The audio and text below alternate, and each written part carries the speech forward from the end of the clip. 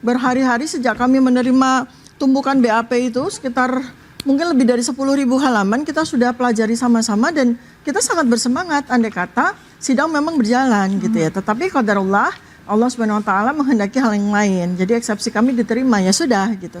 Jadi kalau ketika eksepsi kami diterima ya saya akan berkonsentrasi untuk mempersiapkan diri karena ada 9 sidang yang akan berjalan kan terkait dengan ijazah ini ya. Kalau kami bilang ada by design yang sengaja diciptakan untuk memenangkan perkara ini supaya tidak sampai ke sidang peradilan pokok perkara. Kenapa? Kalau sampai sidang pokok perkara itu lanjut, maka sangat membahayakan posisi Bapak Jokowi.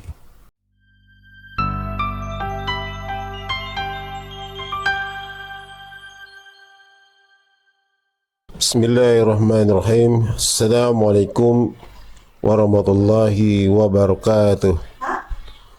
Salam sejahtera buat kita semua. Jumpa lagi di Herman Kadir Channel. Kali ini saya akan mengupas masalah putusan sela di Pengadilan Jakarta Timur kasus dikabulkannya eksepsi dari tim hukum Dr. Tifa. Nah, ini menarik. Kenapa saya bilang menarik? Putusan sela ini memang dalam sejarah peradilan di Indonesia memang susah sekali orang untuk bisa dikabulkan eksepsinya ini. Rata-rata pengalaman saya di dalam menangani perkara sidang-sidang pidana di pengadilan selalu alasan majelis hakim ini sudah masuk pokok perkara, maka nanti segala sesuatunya dibahas di persidangan pokok perkara itu. Nah, biasanya seperti itu. Nah, tapi kali ini luar biasa putusan majelis hakim. Dari pengamatan saya, salah satu alasan kelaknya itu di dalam putusan sela ini dikabulkannya ini karena saudara jaksa penuntut umum menerapkan 2 undang-undang, satu KUHP yang lama ya, Undang-Undang 31 tahun 86 itu, dan KUHP yang baru Undang-Undang nomor 20 tahun 85. Artinya ada 2 strategi hukum yang dipakai oleh jaksa di dalam melakukan penuntutan ini. Itu alasan majelis hakim. Artinya apa? Saya bukan saya tidak sependapat dengan pertimbangan hakim yang membuat kelak karena hanya itu semata di dalam putusan ini. Artinya di KUHP yang baru itu nanti bisa memilih ya, jaksa itu bisa memilih dua hukum, artinya dipilih yang mana menguntungkan terdakwa.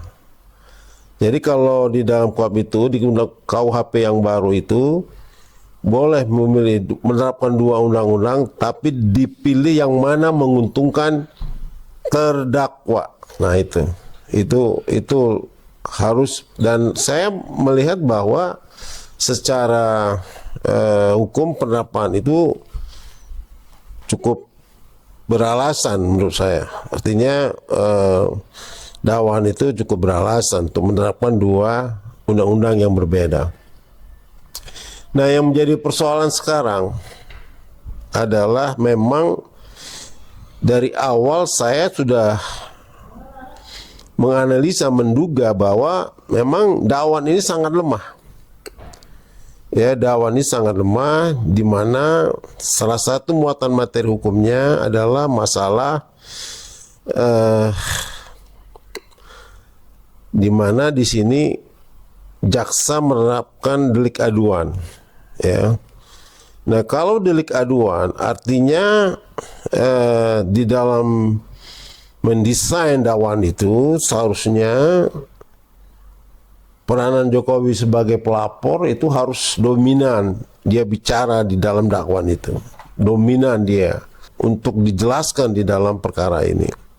Akan tetapi di dalam dakwaan ini cenderung lebih dominan ajudannya, ya, ajudannya Jokowi yang saya juga lupa tadi, tidak begitu hafal namanya.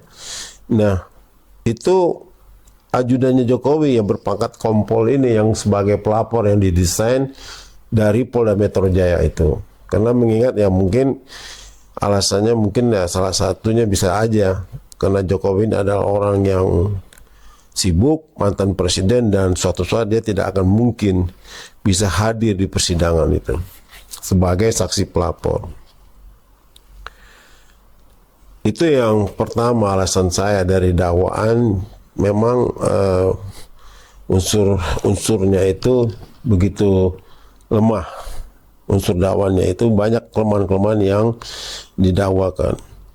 Yang kedua, di dalam dakwaan itu sebenarnya primernya memang adalah delik aduan, tapi di dalam pembahasannya, di dalam materi-materi pembuktian di dalam dakwaan itu lebih pada pasal 32 ayat 1 dan 35 itu Undang-Undang IT, di mana di dalam dakwaan itu selalu bercerita menonjolkan tentang liputan-liputan YouTube-nya Dr. Tifa, X-nya Dr. Tifa, dan Facebook-nya Dr. Tifa. Artinya menganalisa di dalam dakwaan itu lebih kepada delik umum, ya.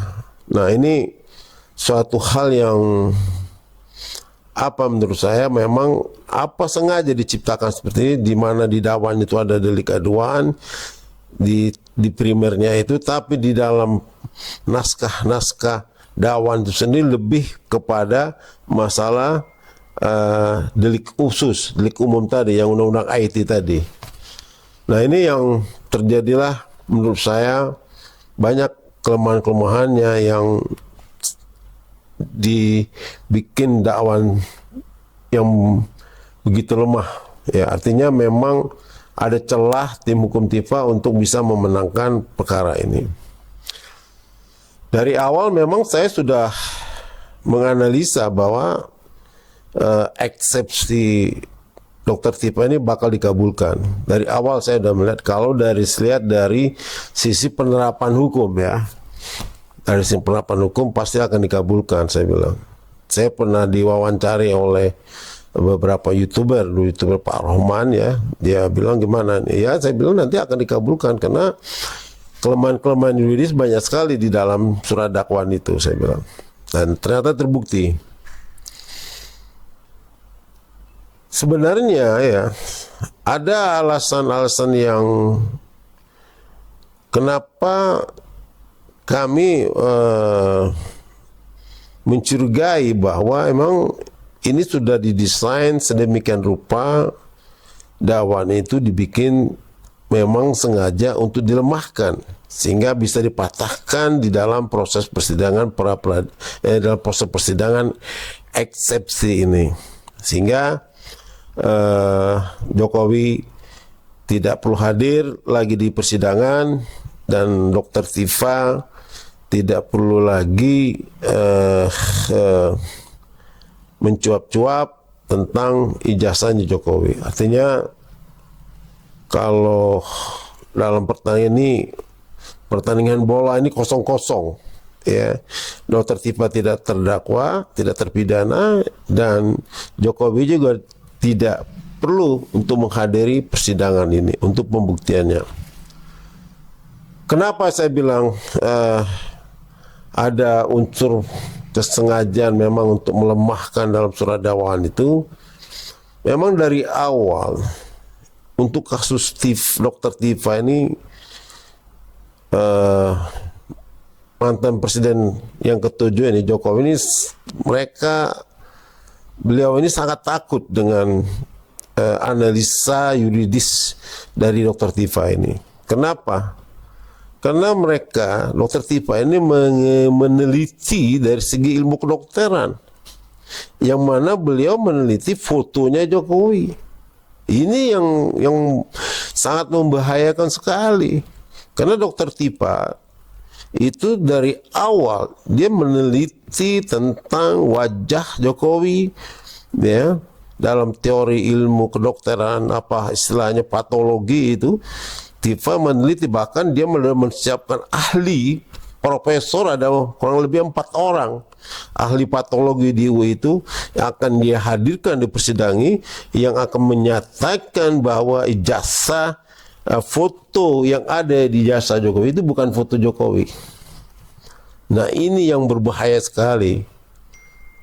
Berbeda dengan Rosuryo, penelitian Rosuryo itu lebih kepada masalah emboss, watermark, masalah tanda tangan, masalah ini.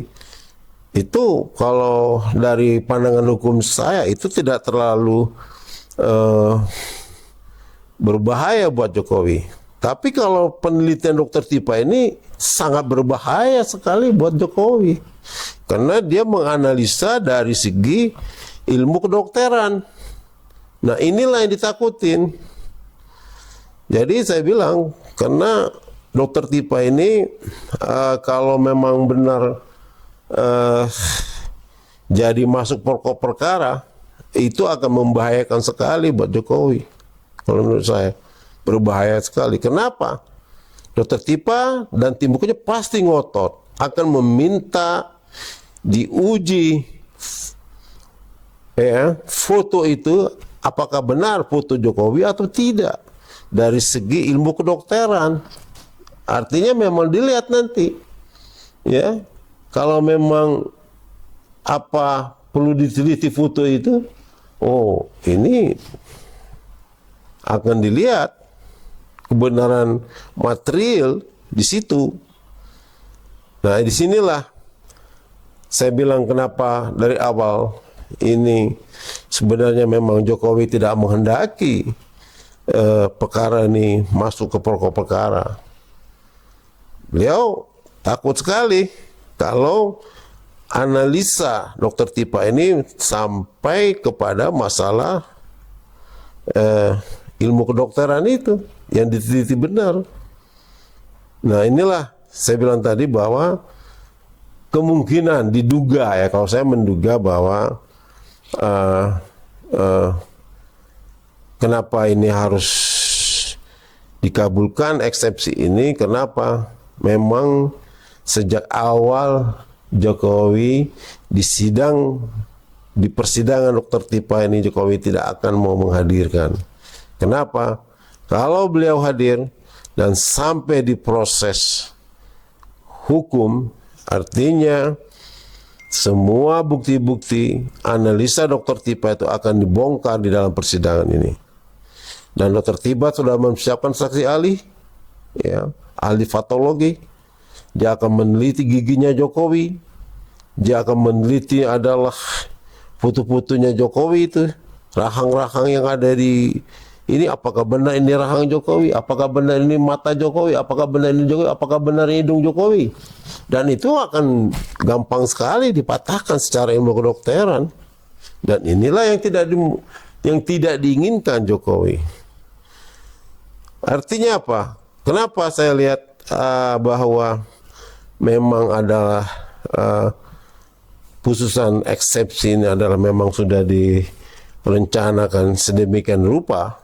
Kalau bahasa istilah sudah by design bahwa ini akan dikabulkan, karena memang Jokowi tidak akan mau menghadiri di persidangan Dr. Tifa ini.